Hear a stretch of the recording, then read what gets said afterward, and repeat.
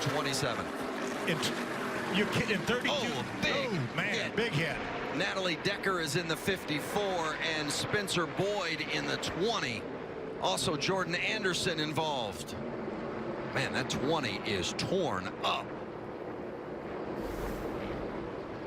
You see Spencer taking the window net down. That's a great sign. It's a record rack there on the side of the truck. We'll see what happens here. He's in the middle of the screen. The orange truck, he's going to dip below Decker in the 54, bounces up, just wasn't quite clear of Natalie, and she was holding her line, and they clipped Boyd into that outside wall. Yeah, can't really put any blame on Natalie there. She, as you mentioned, Michael, just holding her line, and he thought he had enough room to get in front of her. And it involves the 20 of Spencer Boyd and the 54 of Natalie Decker, the 3 of Jordan Anderson.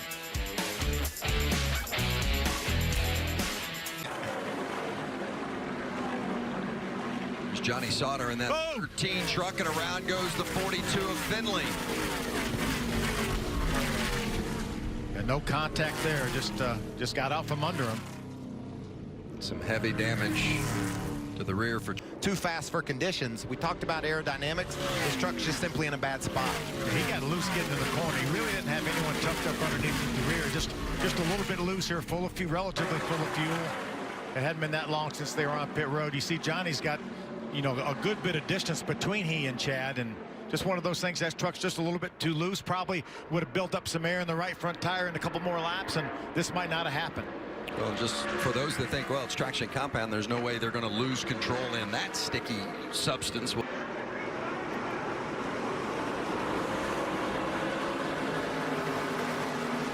Chastain taking a look and going to the bottom.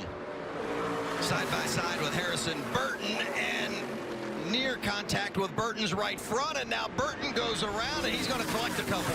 Johnny Sauter's in that. That was the 12th truck as well. Looks.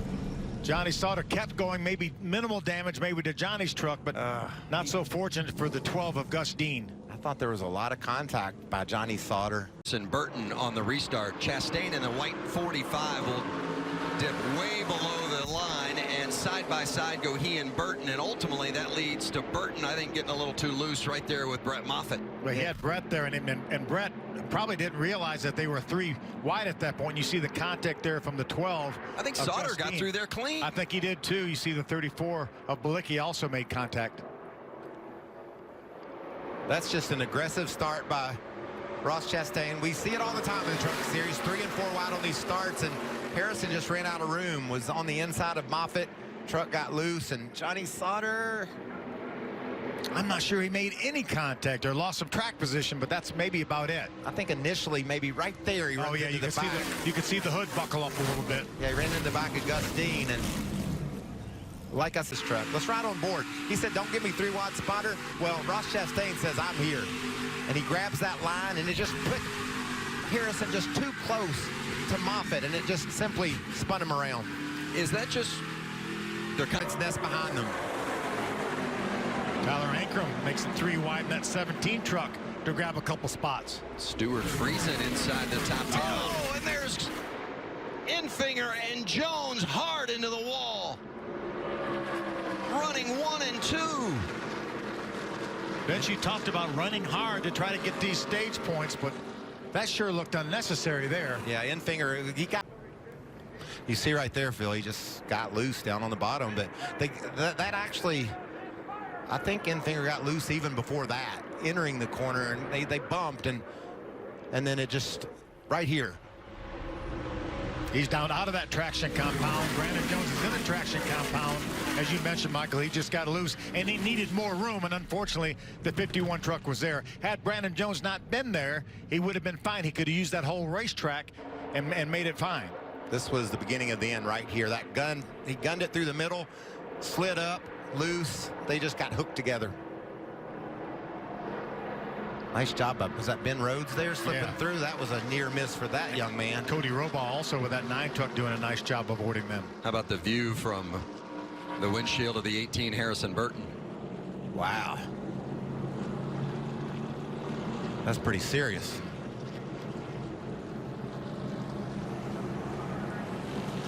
Brett Moffitt was right there as well, so he He's thankful he didn't get caught up in it. It's amazing. We have the two trucks racing for the lead right after. Vince at the We top got a of the tire rub there in the right front. Yeah, I think he may have. He's got a flat right front tire on the right front. He needs to slow that thing down before he gets to the corner. Not quite enough. We talked about at the top. Watch it here and see if Just loose. boy. Right on the tailgate of another truck and get sideways and hard contact. Yeah, really. They're going off the screen. Another issue for Sheldon Creed. This was a couple of laps ago. Creed, who's already 10 laps down. And maybe it's Rhodes inheriting the victory. There must have been a little bit of contact possibly before the contact with the outside wall. In turn 1, and then again trying to avoid in turn 3 and 4. Oh boy. And into the wall in 4. We see the 99, a lot of damage. 78, come up underneath of you. That's Avila. And the right front of that car destroyed. Coming. That one unfortunately is hit every. Don't stop there. You can take that one all the way. You can see his cars, they looks like they make contact right here, and then he starts to get loose and overcorrects, and big impact. And that wasn't the time of the race to do that. Side by side for position. Again, Cindric in the 22, Haley in the 11. And up the racetrack, contact made. Cindric sideways, coming out of turn 4. He'll tag the back end of that car into the wall. But that. The 11 has enough damage. He's coming to pit road as we look at these replays. I think you have to come to pit road with how hard he hit him in the left rear tire, and then, oh boy, sliding through the smoke. And Here's remember, Haley. only a 2-tire stop for Haley that last time by. Yeah, and I like the 2-tire call. I saw last night in the truck race, 2 tires worked really, really well. But you said it at the top of the show. Trucks have more downforce. Cup cars have more downforce. These cars drive the worst. I was with you. I like the call. I'm not guessing it now. What we've learned is the lack of downforce needs those 4 tires, I think, to be competitive. Look at this shot. He knows he's up the racetrack. Keep coming, you're good. Hang on to it. On the outside, trying to hold his position, and Austin Cindric on the inside slides up the racetrack, makes contact. They both a little bit of a struggle after the first part of the year. Oh, and that's Ronnie Bassett around. Yep. Ronnie Bassett Jr. goes around in the 90. That's the 4th caution that has come out. Here's going to pick up the pace car is going to pick up the leader right. And left rear definitely down on the 90. Yeah, looks like he's on the apron trying to get back to pit road. Dangerous, though. Always get scared when I see a car spin back up on the racetrack like that. Very fortunate. And behind him, Keselowski had gotten by Harvick. Oh, we got a crash over here. Sideways goes to 32 of Corey LaJoy, and that brings out the caution. Wow, no contact. Doesn't look like there's any damage there. Tires down. Caution comes out. Does that mean more pit strategy? We'll find out on the other side of the break. He's hitting in 7th, trying to get Eric Amaral for 6th, and a caution, Rick. Caution has come out, and looks like the 00 of Landon Castle with an issue. Big break for Ryan Blaney here. This is going to get him the lucky dog and back in this race. Down.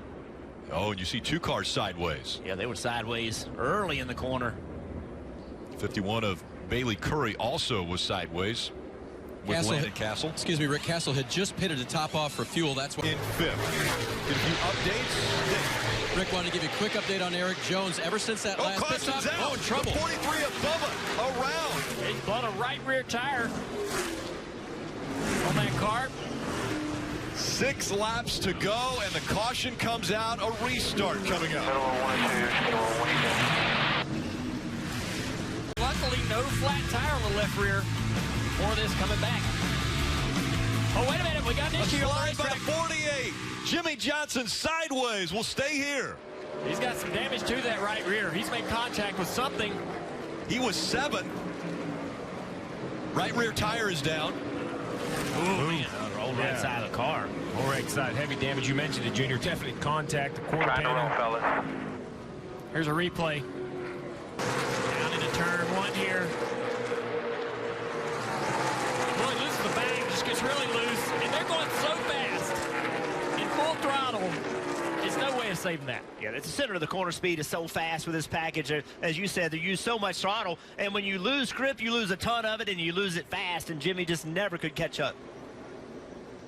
What a disappointing ending for these guys. Had a really good run going. I think it shows, though, man, even though we've got these big spoilers on the back of these cars and these guys got all this downforce, they're still on edge. They are still on edge. You got a 7-time champion here having issues, losing grip. Yeah, to make them go fast with this package. In fifth. Get a few updates. Rick wanted to give you a quick update on Eric Jones. Ever since that last pit stop, out. in trouble. The 43 of Bubba around. He bought a right rear tire on that car. 6 laps to go, and the caution comes out. A restart coming up. Honor of Kyle Busch as we look at this replay. Loose.